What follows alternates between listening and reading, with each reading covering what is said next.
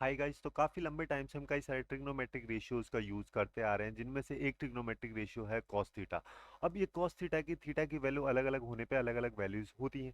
तो यहाँ पे कुछ क्वेश्चंस हमारे माइंड में आने चाहिए। फॉर एग्जांपल कॉस थीटा आ ही कहाँ से रहा है, थीटा की वैल्यू चेंज करने पे कॉस थीटा की वैल्यू बदल क्यों रही है। उसके साथ साथ एक चीज का भी रियलाइजेशन हम यहाँ पे कर सकते हैं कि जैसे जैसे मैं थीटा की वैल्यू बढ़ा रहा हूँ, यानी 0 से 90 डिग्री तक लेके जा रहा हूँ, कॉस थीटा की वैल्यू घटती चली जा रही है, 1 से 0 की तरफ जा रही है। तो इसके पीछे क्या रीजंस है, इन सब के बारे में हम बात करेंगे। बट उससे पहले एक एग्जांपल देख लेते हैं। मान लो हमारे पास में एक ट्री है। अब ट्री है तो ऑब्वियस सी बात है, इसकी कुछ ना कुछ हाइट होगी। और इस ट्री से मान लो कुछ डिस्टेंस पे मैं यहाँ पे खड़ा हूँ, और यहाँ पे ये डिस्टेंस जो है इसको मैं ब्लू लाइन के द्वारा डिनोट कर रहा हूँ, और ये डिस्टेंस मेरे को निकालनी है, तो इसलिए इसको मैं एक्स मान ले रहा हूँ। अब यहाँ पे हम ये भी देख सकते हैं कि अगर जहाँ पे मैं खड़ा हूँ वहां से ट्री के टॉप हाइट की भी कुछ ना कुछ डिस्टेंस होगी। उस डिस्टेंस को मैं यहाँ पे रेड लाइन से डिनोट कर रहा हूँ, जिसको एग्जाम्पल के लिए हम यहाँ पे मान ले रहे हैं 15 मीटर है। अब एक चीज हम यहाँ पे देख सकते हैं कि ट्री के बेस से जो मेरी डिस्टेंस है यानी कि ब्लू वाली लाइन, और ट्री के टॉप हेड से जो मेरी डिस्टेंस है यानी कि रेड वाली लाइन, इन दोनों लाइंस के द्वारा एक एंगल बनाया जा रहा है। उस एंगल को एग्जांपल के लिए हम मान लेते हैं 60 डिग्री। तो अब हमारे पास में जो इन तीनों लाइन, ये रेड येलो और ब्लू, इन तीनों लाइंस के द्वारा जो ट्राइंगल बन रहा है वो ऑब्वियस सी बात है एक राइट एंगल ट्राइंगल है, हमको दिख रहा है। अब ऑब्वियस सी बात यहाँ पे ये भी है कि अगर ये राइट एंगल ट्राइंगल है तो इसका कुछ ना कुछ बेस होगा, है ना, जो कि यहाँ पे 60 डिग्री एंगल के लिए एक्स हमें दिख रहा है। और इसका कुछ ना कुछ परपेंडिकुलर डिस्टेंस होगा जो कि येलो लाइन के द्वारा रिप्रेजेंट किया जा रहा है, और इसका कुछ ना कुछ हाइपोटेनस होगा जो कि 15 मीटर हमने यहाँ पे लिखा है और रेड लाइन के द्वारा डिनोट किया जा रहा है। अब यहाँ पे अगर मान लो मेरे को एक्स निकालना है तो मैं क्या करता हूँ, एक्स को 15 से डिवाइड करता हूँ, जिसका मतलब मैं यहाँ पे 60 डिग्री एंगल के लिए बेस को हाइपोटेनस से डिवाइड कर रहा हूँ। जब ये x बाई 15 करता हूँ, बेस को हाइपोटेनस से डिवाइड करता हूँ, तो ये डेफिनेशन के अकॉर्डिंग cos थीटा की वैल्यू हमें बताता है। सिंस यहाँ पे थीटा 60 डिग्री है तो ये cos 60 के इक्वल हो जाएगा। और हमें क्या पता है कि cos 60 की वैल्यू 1/2 है। ये कहाँ से आई उसके बारे में भी बात करेंगे। लेकिन अब मेरे पास में क्या है, x बाई 15 इक्वल टू 1/2, तो यहाँ से इजीली मैं x की वैल्यू निकाल सकता हूँ। तो हमें यहाँ पे x की वैल्यू पता चल गई।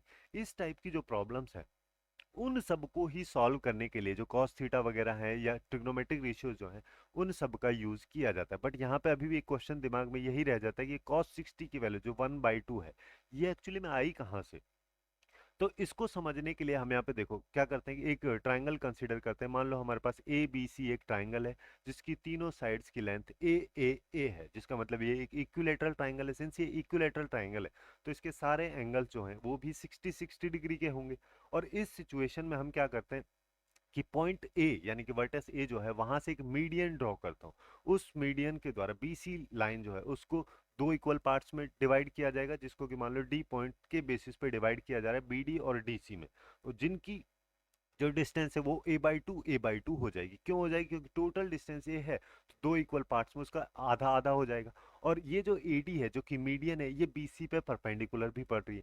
तो अब अगर हम यहाँ पे देखें तो हमारे पास में एक राइट एंगल ट्राइंगल बनता हुआ दिख रहा है जो कि है ए बी डी।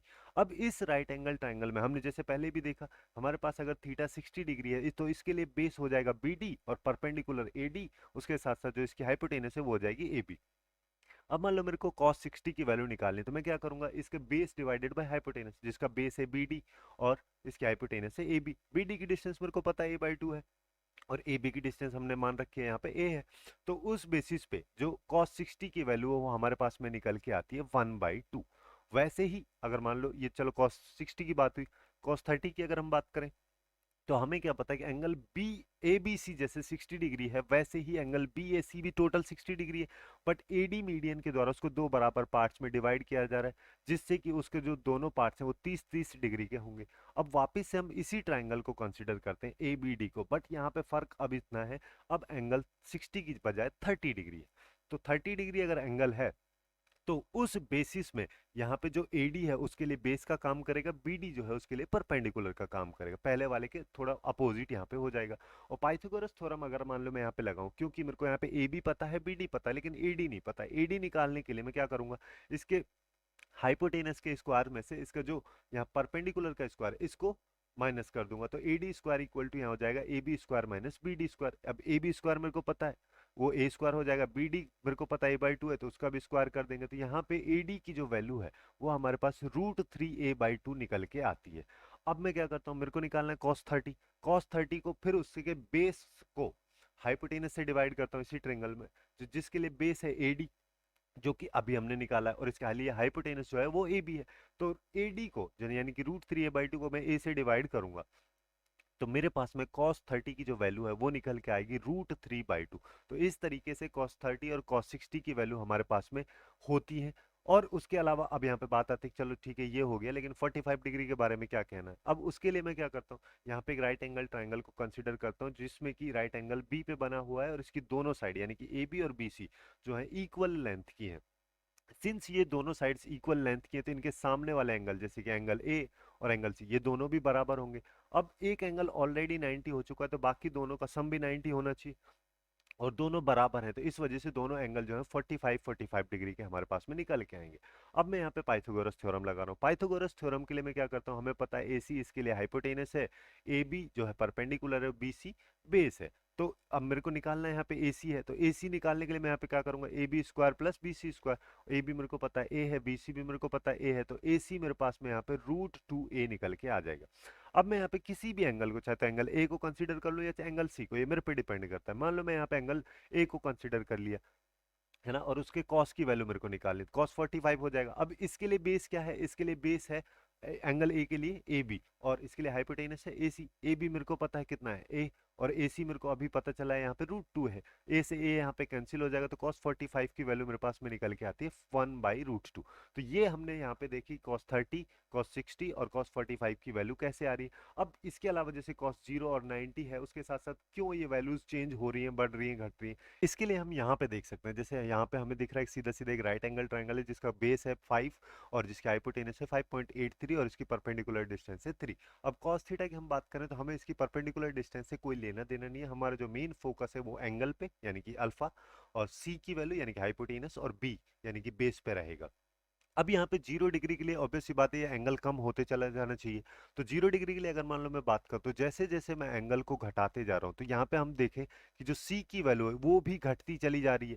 और जैसे जैसे यहाँ पे हम चलते जा रहे हैं, सी की वैल्यू और ज्यादा घटती चली जाएगी, जो कि स्टार्टिंग में यहाँ पे देखो 5.83 से थी, अब यहाँ तक आते आते 5.1 हो गई, और यहाँ पे आते आते पूरा बराबर हो जाएगी। तो यहाँ पे क्या हुआ, एंगल हमारा 0 डिग्री हो गया। और उस सिचुएशन में क्या हुआ, बी की वैल्यू जो है वो 5 है, सी की वैल्यू वो भी घट के 5 हो गई है। और कॉस थीटा हमारा क्या होता है, बेस और हाइपोटेनस का रेशियो। अब सिंस ये दोनों डिस्टेंस है ही बराबर, तो इनका रेशियो जो है 1 आएगा। इसी वजह से कॉस 0 की वैल्यू जो है वो 1 होती है। अब रही बात 90 की, अब 90 के लिए मैं क्या करूं, इसको बढ़ाते चले जाते हैं, ठीक है, यहां तक हमारा बढ़ गया। अब जैसे जैसे मैं इसको बढ़ाते इधर खिसकाते जाता हूं, तो एंगल यहाँ पे देखो बढ़ते चला जा रहा है। जैसे कि जो एंगल यहाँ पे हमारा 30 डिग्री था, वो अभी यहाँ पे बढ़ के देखो 45 हो गया। और जैसे जैसे आगे जाऊंगा, यहाँ पे देखो 71 हो गया है। तो जैसे जैसे हम यहाँ पे चलते जा रहे हैं, एंगल बढ़ते जा रहा है, उसकी वजह से जो यहाँ पे था, यहाँ पे देखो 30 डिग्री एंगल था, लेकिन बेस यहाँ पे 5 था। अब यहाँ पे बेस इसका घटते चला जा रहा है, हालांकि इसका जो हाइपोटेनस है वो भी घट रहा है, लेकिन बेस जो है काफी ड्रास्टिकली यहाँ पे घट रहा है। देखो यहाँ पे 56 डिग्री पे बेस 2 हो गया है, जो कि स्टार्टिंग में 5 था, अब यहाँ पे 0.48 हो गया है।